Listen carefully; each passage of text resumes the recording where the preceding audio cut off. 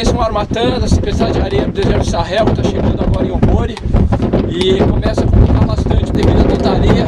A gente daqui a pouco não vai conseguir nem respirar ou tá conseguindo olhar.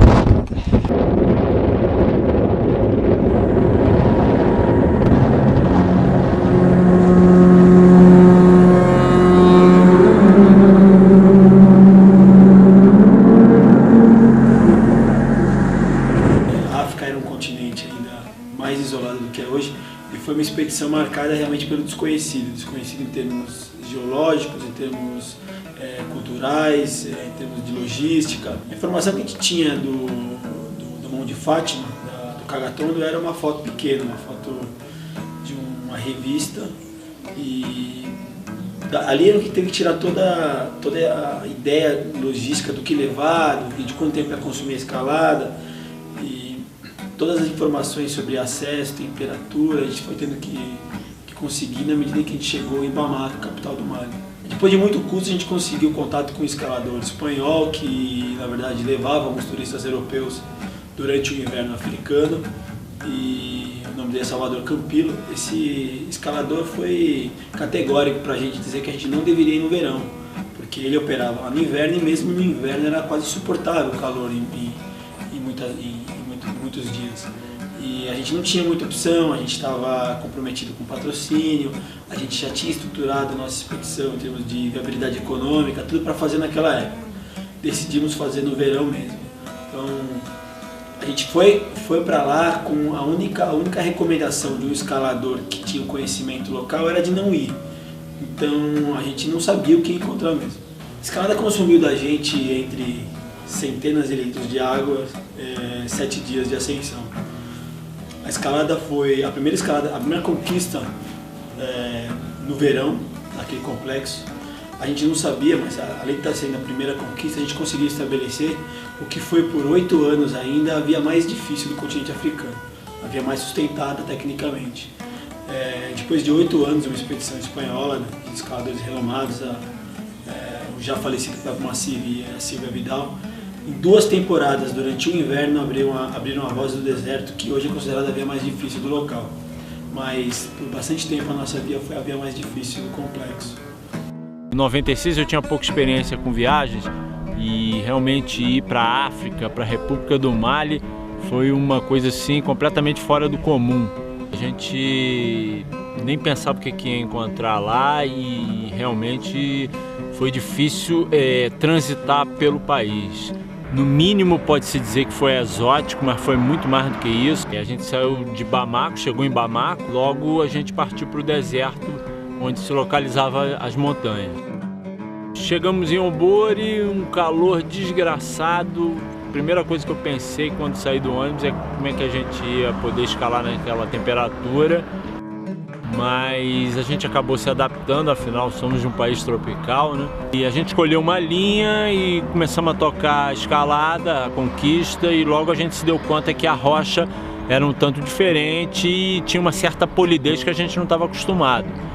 Isso acabou gerando um acidente. Eu tive uma queda de uns 15 metros, um frente se soltou e eu tinha pouca costura para baixo, acabei tomando uma super queda, machuquei meus joelhos, fiquei de molho 3 dias. O Eliseu continuou com o Márcio mais um tanto, depois a gente se juntou e ainda tivemos que escalar umas chaminés assim estreitas, sujas de cocô de morcego, e a dificuldade continuou até em cima sem trégua.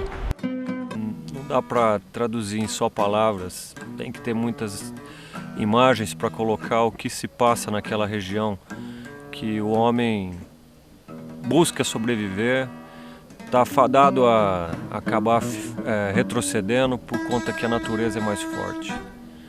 É muito calor, muito seco, e o bem mais precioso é a água.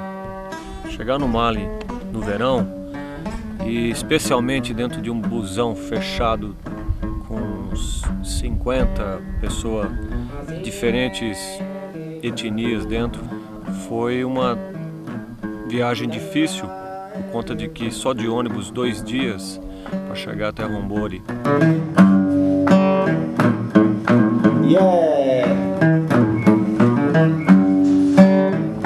Depois do sucesso de 96 no Cagatondo, a ideia da expedição de 2006 era abrir uma via no Suri, que é uma outra parede bem impressionante do Lamão de Fatimá.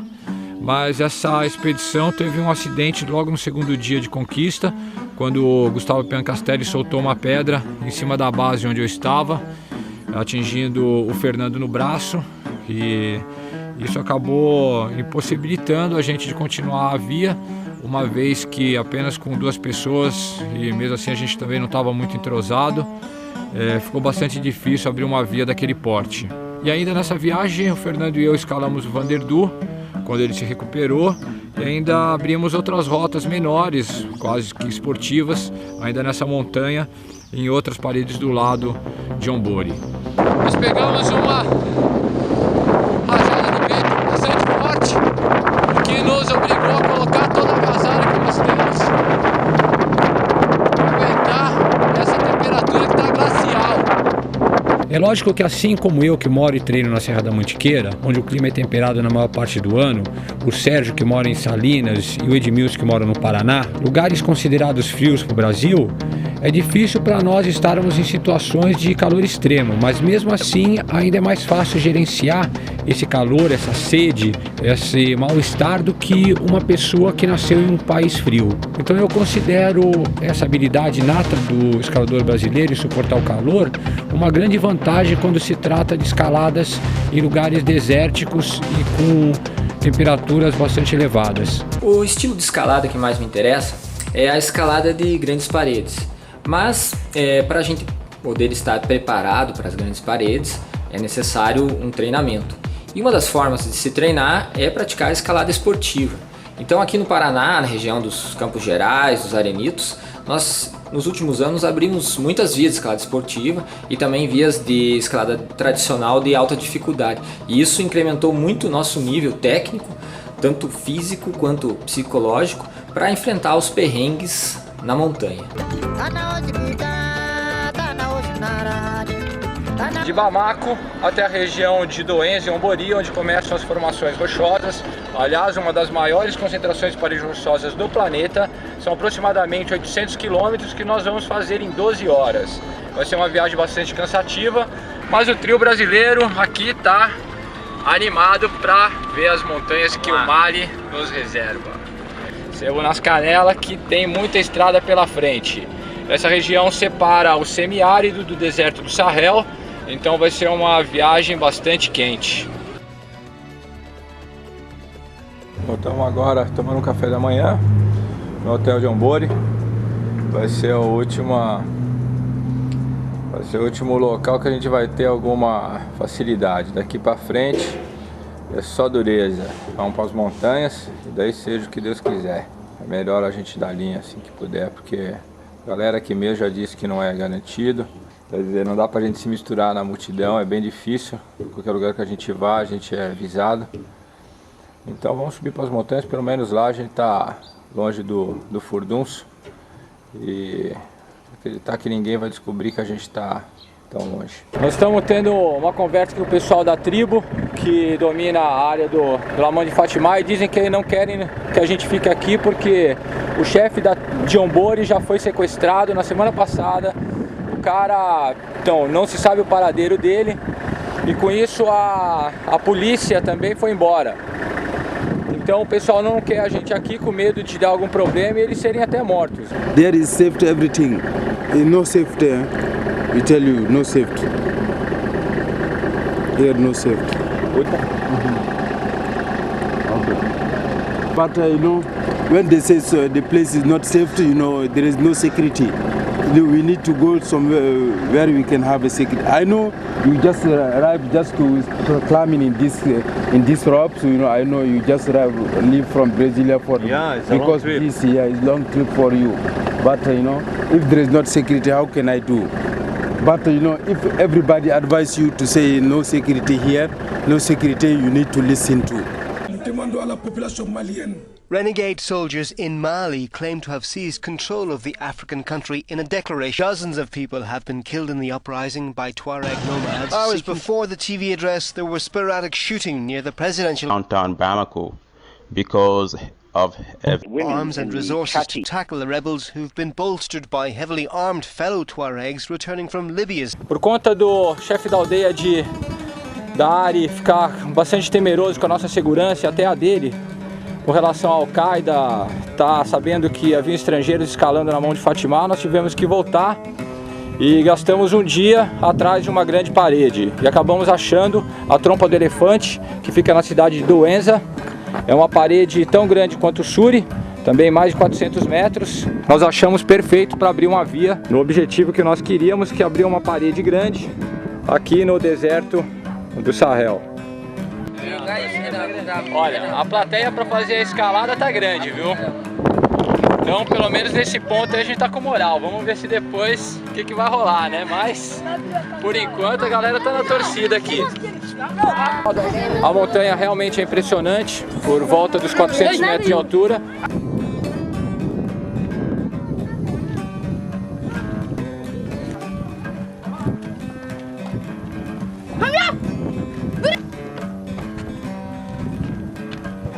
Acabamos de escolher a via que nós vamos seguir, esse diedro bem óbvio, que sobe pela parede. Nos parece que em torno de 5 enfiadas nós chegamos em um platô e daí pra frente fica um pouco mais fácil. O Fernando que vai fazer esse primeiro trecho, é ou não é, capitão? Vamos inaugurar a primeira rodada, em seguida aí preparando mais uma base para o pessoal poder dar sequência hoje, até a noite tem de serviço. O calor está muito forte, mas mesmo assim vamos tentar puxar o quanto nos der para fazer hoje, porque para amanhã, como o trecho vai ser um pouco mais difícil, quanto a gente conseguir finalizar hoje vai ser melhor.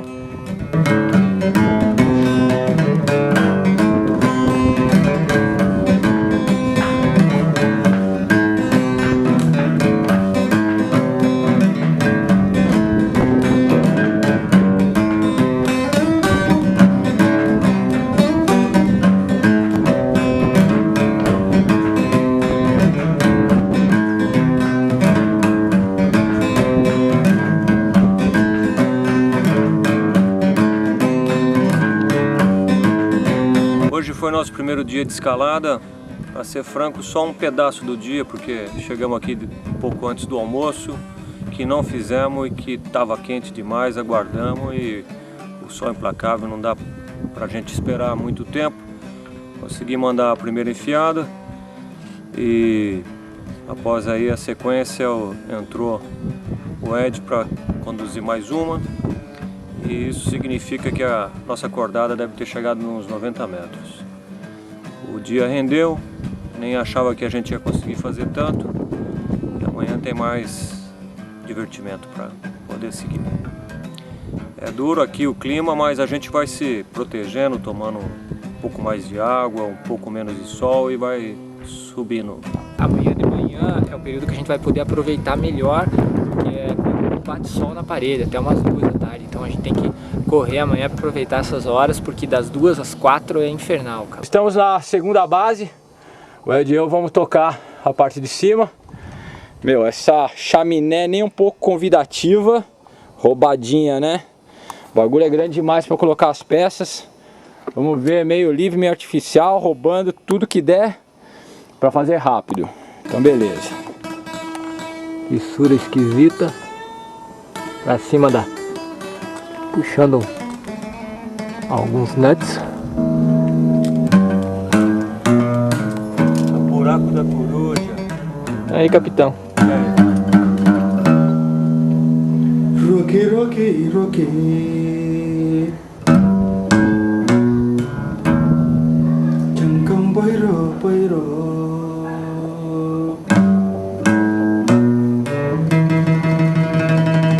Eu acabei de finalizar a terceira enfiada, meu, bem difícil. A situação é que tem muita sujeira nas fendas. Pô, a gente sai comendo cocô de passarinho, meu. Tô numa imundície, tô sentindo nojo de mim mesmo.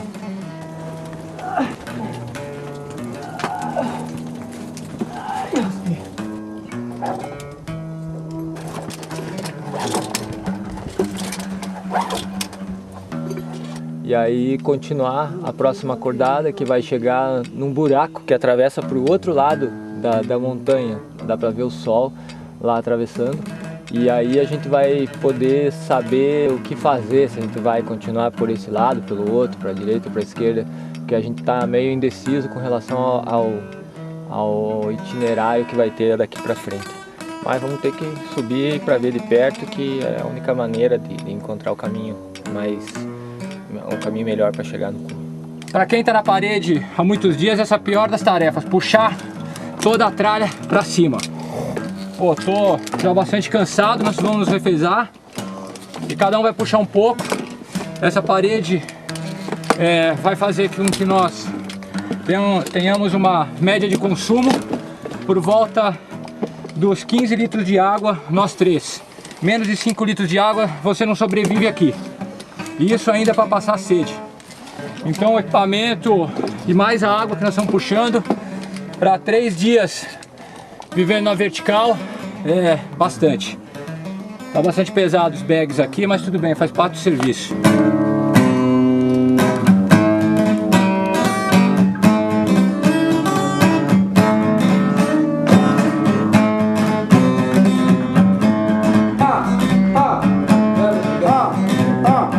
Esse é o quarto dia de escalada.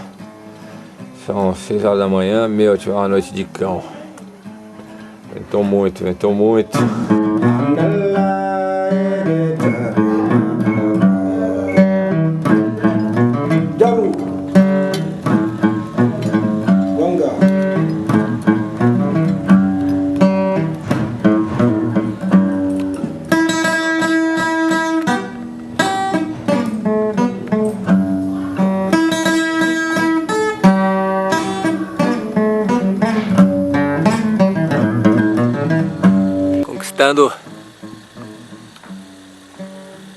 Foi a fenda que ele primeiro parada, com os equipamentos todos, ao bag.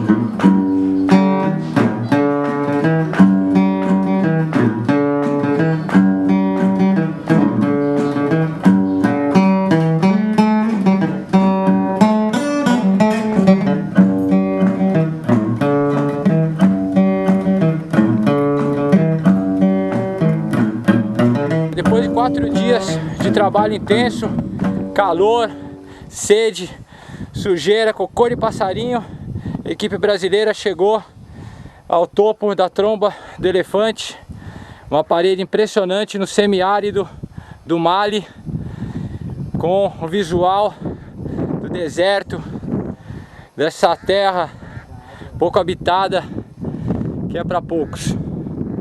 Uma aventura para não esquecer o resto da vida. Foi bem sofrido e ainda resta descer daqui agora. Vamos ver como que nós vamos fazer, se isso vai ser possível hoje.